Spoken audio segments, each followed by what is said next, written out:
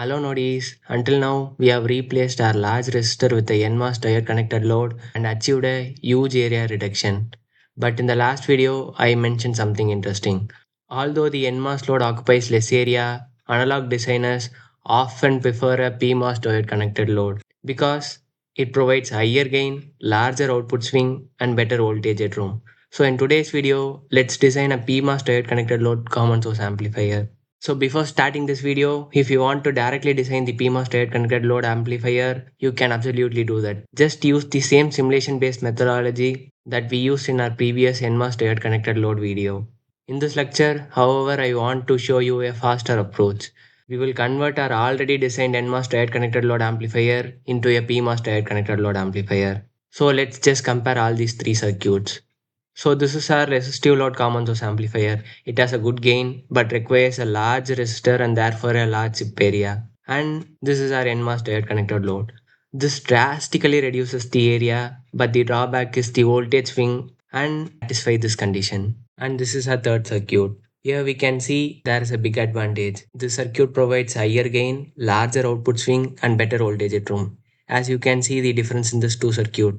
Here there is an extra minus VTH term which is not present in the circuit. So instead of redesigning everything from the beginning, let's convert our NMOS load into a PMOS diode connected load. So from our previous lecture, this is our gain formula, and for the PMOS load, the gain is given by this formula. Notice that there is only one difference here. We can see the extra mu and Cx and mu PCx term here, which is not present in the NMOS diode connected load because both the value are given by mu and Cx here and we just cancel it out. We can just use this parameter and convert our NMOS diode into PMOS diode connected load. So for a typical CMOS process, the mu and Cx is usually around 2 to 3 times larger than the mu PCx.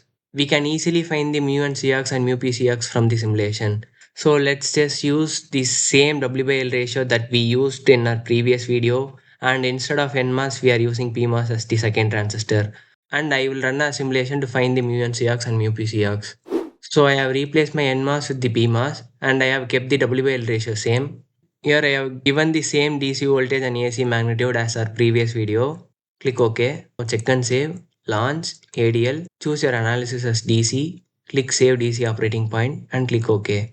Now run your simulation. Go to Result, Print, DC operating point and click your PMOS and note down your beta effective value. And click your NMOS and note the beta effective value of your NMOS. Now we can simply divide the beta effective value with the W/L ratio to find the mu and Cx value. So from simulation I found my mu and Cx to be 237 micro and my mu Cx to be 87 micro. So from our simulation the ratio becomes 2.71 here. This ratio becomes extremely useful for converting one design into another. So in order to obtain the same gain, we simply multiply the PMOS width by this ratio. That means our NMOS load of 180 nanometer becomes approximately equal to 485 nanometer in PMOS. So now let's try to simulate this in Cadence and verify whether we are getting a 10 dB gain. Here I am changing my width to be 485. Click OK. Check and save.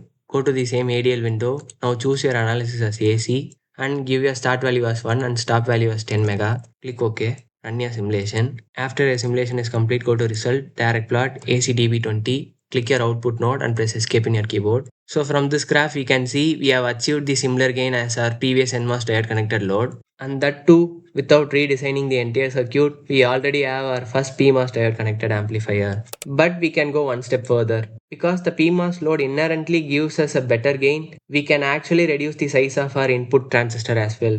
So for this example, I just want my PMOS transistor to be 120 nanometer. So I am just giving the same value here. After solving the equation, I got my W/L to be 2.3 micro. So now let's try to resimulate it again with our new W/L ratios and let's verify whether we are getting the same gain. So here I have changed the W/L ratio of both the transistors and go to the same ADL window. Now rerun your simulation. Go to Result, Direct Plot, ACDB20 and click your output node. Press escape in your keyboard. And from this graph we can easily verify that we are getting the same gain even when we reduce the size of both the transistors. So from this we have achieved better gain, larger output swing and smaller overall area. So now you can clearly see why PMOS diode connected loads are so popular in analog design. And now that we know how to build a PMOS load, What happens if we combine both of them together? We will get one of the most important amplifier topologies in the analog IC design, the current mirror load differential amplifier. We have to simply mirror our PMOS diode connected load and we have to just connect both of the circuit together. And that's exactly what we will study in the next video. And that's all for today's video, Noddies. If you enjoyed this video, try converting your own NMOS diode connected amplifier into a PMOS load and verify whether the gain really increases. And I will see you in the next video where we finally start building our differential amplifier. So until then, keep learning, keep building and keep simulating.